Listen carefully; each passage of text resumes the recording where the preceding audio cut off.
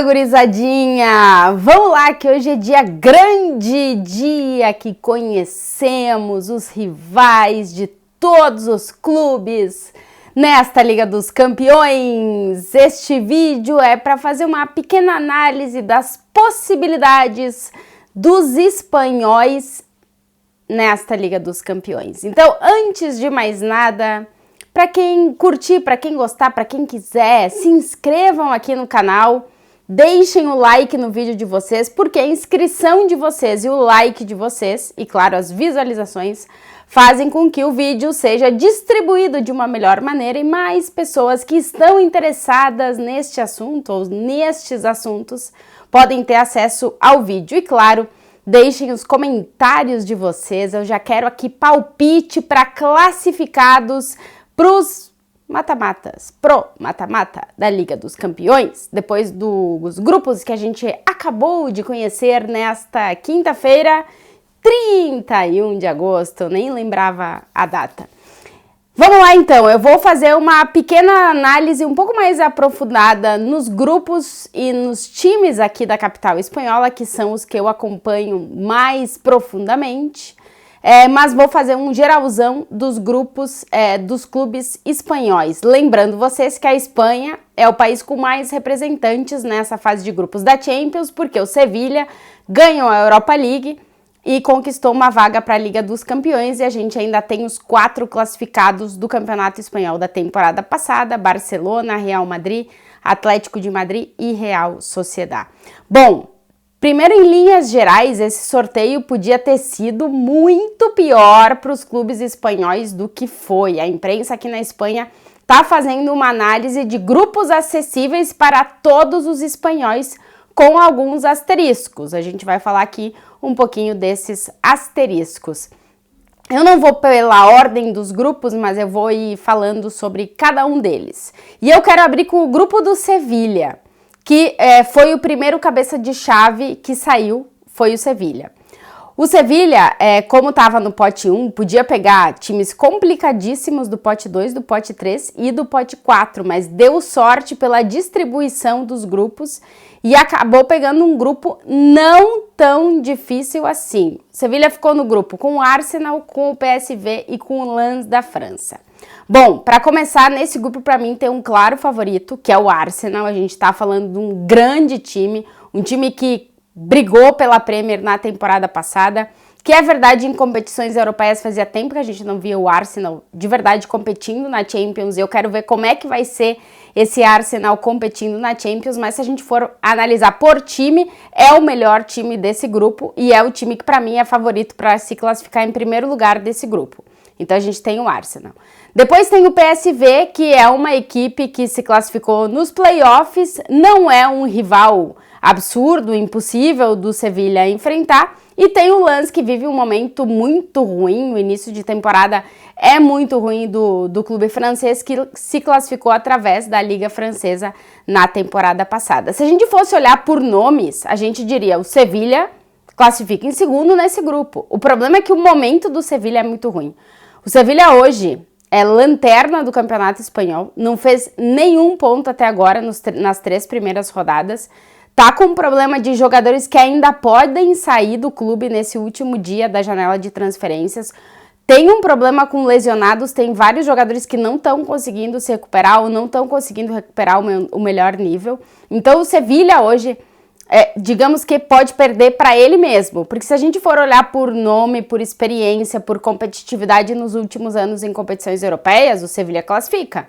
O problema é que ele mesmo pode jogar contra ele mesmo, então essa é a minha grande dúvida do Sevilla. Eu acho que o Arsenal classifica e aí a gente vai ter o Sevilla brigando com o PSV por essa segunda vaga. O Mendilibar falou outro dia que os jogadores do Sevilla escolhem jogo, pode ser que eles escolham os jogos da Champions, né? E se o Sevilla classificar em terceiro, vai para a Europa League. Então, é um grupo que, se não conseguir manter o Sevilla na Champions, a possibilidade de ir para a Europa League ela é grande. O que, para a torcida do Sevilla, ok, porque eles já pensam na 8ª, né, a competição do Sevilla. Passando do Sevilla para a Real Sociedad, que era o clube espanhol que estava no pote 4, porque fazia uma década que a Real Sociedad não disputava a Liga dos Campeões. A expectativa de que pudesse cair num grupo super complicado também era alta, porque estava no pote 4. Mas a Real Sociedad, digamos que entre tudo que podia acontecer, todos os clubes que podia pegar no sorteio, deu sorte. Real Sociedad ficou no grupo com Benfica, Inter e Salzburgo. Eu acho que o Benfica e a Inter é a atual vice-campeã da Champions, é um time super difícil de enfrentar, porque é um time que leva o adversário para o lugar onde a Inter gosta de estar e geralmente o adversário não gosta. Então é um time chato nesse sentido, é verdade que perdeu peças importantes, mas continua tendo esse estilo de jogo bem definido. O Benfica é um time que joga muita bola, que foi um dos destaques da última temporada, que hoje é o principal time de Portugal, o atual campeão português. E o Salzburgo é um time que, digamos, a Real Sociedad pode brigar mais. Mas eu acho que a Real tem que voltar a reencontrar o bom futebol, porque é um time que no final da temporada passada fez uma boa reta final, tanto que conseguiu classificar para a Liga dos Campeões. Mas esse início tá sendo bem ruim, assim, da Real Sociedad. É um time que não se encontrou ainda em campo. Tem boas peças, tem o Lenormand, que é um zagueiro muito bom. Tem o Takekubo, que é o grande líder hoje dessa Real Sociedad, já que o Davi Silva já não tá mais. Tá fazendo algumas contratações que deve fechar um elenco um pouco mais completo pra gente ver disputando e brigando nessa Liga dos Campeões. Eu acho que pode tentar, mas eu não sei se essa Real Sociedad vai conseguir competir em todos os jogos. Porque a prioridade continua sendo o Campeonato Espanhol, a Real Sociedad quer brigar ali para de novo estar na Europa na temporada seguinte, e é um time que eu quero ver até onde esse elenco vai tendo jogo de 3 em 3 dias. Então eu tenho essa dúvida, o começo não é bom, mas essa curva ascendente pode fazer a Real Sociedad competir nesse grupo. Acho que Benfica e Inter, por experiência, por tudo, pelo que a gente já viu dessas duas equipes, são favoritas, mas eu acho que a Real Sociedad pode incomodar, mas tem que encaixar melhor, que até agora não encaixou bem o time. Atlético de Madrid. Bom, primeiro que podia ter tocado um grupo super complicado, assim como pro Real Madrid, e os dois clubes aqui da capital espanhola se livraram dos ingleses. Não tem inglês nem no grupo do Real Madrid, nem no grupo do Atlético de Madrid.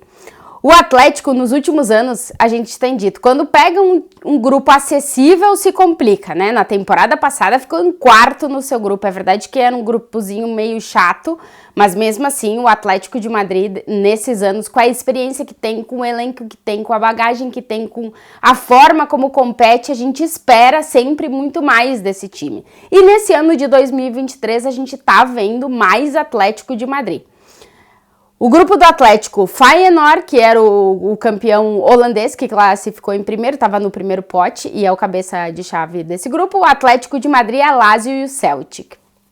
Se a gente for olhar por nomes, o Atlético de Madrid é o time mais experiente em competições europeias, em competir em geral desse grupo, porque compete toda a temporada com o Real Madrid e Barcelona pelo Campeonato Espanhol e já vai para uma década disputando fase de grupos consecutivas de Liga dos Campeões. Então, a gente está falando de um time recorrente em competições europeias, já disputou finais, enfim, é um time experiente, que tem uma base muito sólida, que tem um cara que nem o Griezmann, que é um cara que te ganha jogos, e é um Atlético de Madrid nesse ano de 2023 muito melhor do que o final na temporada passada, quando acabou nem indo para a Europa League pela Liga dos Campeões. Então, 2023 o Atlético é o time que mais pontuou no Campeonato Espanhol e o que tem o melhor ataque. Nessa temporada é o time com o melhor ataque do Campeonato Espanhol. O time mudou um pouquinho a forma de jogar, às vezes o Simeone quer ficar mais com a bola, quer ser mais propositivo, quer construir mais o jogo e ao mesmo tempo é um time que é muito vertical, vai muito em busca atrás do gol e esses gols estão chegando. Vamos ver como é que vai ficar o Atlético de Madrid até o final da janela de transferências. Há um pouquinho de medo no clube de perder alguma peça importante, principalmente para o mercado árabe, mas eu acho que é um Atlético de Madrid mais consolidado esse do ano de 2023 e eu acho que, vendo o cenário do grupo, tem tudo para ficar em primeiro nesse grupo e tem tudo para estar nas oitavas de final da Champions. Mas como a gente tem tido Atléticos de Madrid tão estranho nos últimos anos na Liga dos Campeões, não dá para cravar, mas pelo que a gente tem visto, é um time hoje muito mais sólido do que no ano passado e para mim tem tudo para ficar em primeiro desse grupo. Um duelo interessante vai ser Atlético-Lazio. Lazio, uma equipe que o Simeone já jogou, então que ele tem alguma relação na Itália. E vamos ver quem, para mim, o Atlético classifica. Vamos ver quem seria o outro desse grupo. E aí eu acho que pode ter briga entre Lazio, Celtic e até o Feyenoord aí para essa segunda colocação. Real Madrid também se livrou dos ingleses nesse sorteio. Existiu um temor de que pudesse ser Bayern de Munique ou PSG no grupo do Real Madrid, porque o Real Madrid estava no segundo pote. Era realmente o clube mais difícil desse segundo pote. Inclusive, se tivesse ido para o grupo do PSG, tinha caído no grupo da morte, no lugar do Dortmund, por exemplo. Mas, digamos que das possibilidades que o Real Madrid tinha, se deu bem no sorteio. Pegou o Napoli como cabeça de chave, que é o único time do grupo que o Real Madrid já enfrentou na história. Inclusive, em 2016-17, o Real Madrid eliminou o Napoli nas oitavas e depois foi ganhar aquele Bida Champions com o Zidane. Então, é o único time do grupo que enfrentou. E também no grupo do Real Madrid, a gente tem União Berlim, que está fazendo a sua estreia na Liga dos Campeões, e o Braga, que classificou nos playoffs. Tanto o Braga como o União Berlim, o Real Madrid nunca enfrentou na Champions, então a gente não tem histórico de confronto. Acho que o jogo na Pedreira lá em Portugal vai ser complicado, porque é um estádio muito específico, mas também acho que vai ser um grande evento receber o Real Madrid na Pedreira. E o jogo em Berlim vai ser complicado. É verdade que o União Berlim não está jogando no seu estádio, vai jogar no Olímpico de Berlim, vai ser uma outra situação pros donos da casa, mas é um ambiente que o Real Madrid está mais acostumado a jogar em estádios muito grandes e tal. Vamos ver como é que o Real Madrid vai lidar com esses times, mas eu acho que pode ser um grupo chato para o Real Madrid. Um Real Madrid que tem desfalques importantes, que não vai ter o Courtois e o Militão toda a fase de grupos, vamos ver quando é que eles retornam, mas são lesões graves, pode ser que recupere o Arda Güler, deve recuperar aí para alguns desses jogos da fase de grupos, e vai recuperar o Vinícius Júnior, a gente não sabe se para o segundo ou para o terceiro jogo dessa fase de grupos, mas é uma peça que é importantíssima para quando retornar.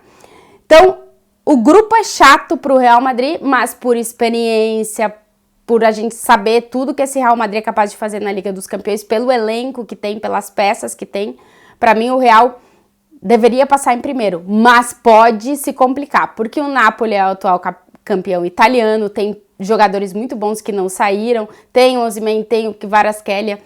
O União Berlim, como eu disse, é um time já mais sólido, é um time chato, vai estar estreando na Champions, vai querer mostrar, não tem nenhum tipo de pressão na competição. O Braga, a mesma coisa, e o Real Madrid, se dormir um pouco, pode se complicar nesses jogos. Então, é um grupo que poderia ter sido muito pior para o Real Madrid, mas que o time vai ter que estar muito atento para conseguir os pontos necessários e não deixar para a última rodada para se classificar, coisa que a gente já viu nas últimas temporadas. Então, o Real Madrid tem que começar bem, tem que ganhar os jogos em casa. O novo Bernabéu ainda não vai estar 100% pronto, mas já vai estar recebendo partidas. Então, eu acho que o Real Madrid passa, mas vão ser jogos chatos para o Real Madrid.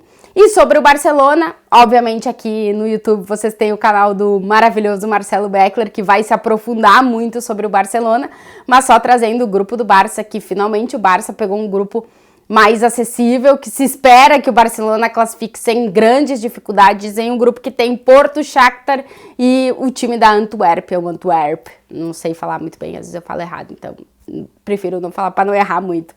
Mas perto do que a gente viu o Barcelona pegar nas últimas temporadas, o Barça tem tudo para classificar com certa tranquilidade para as oitavas de final da Champions. Vamos ver como é que vão ser os jogos do Barcelona.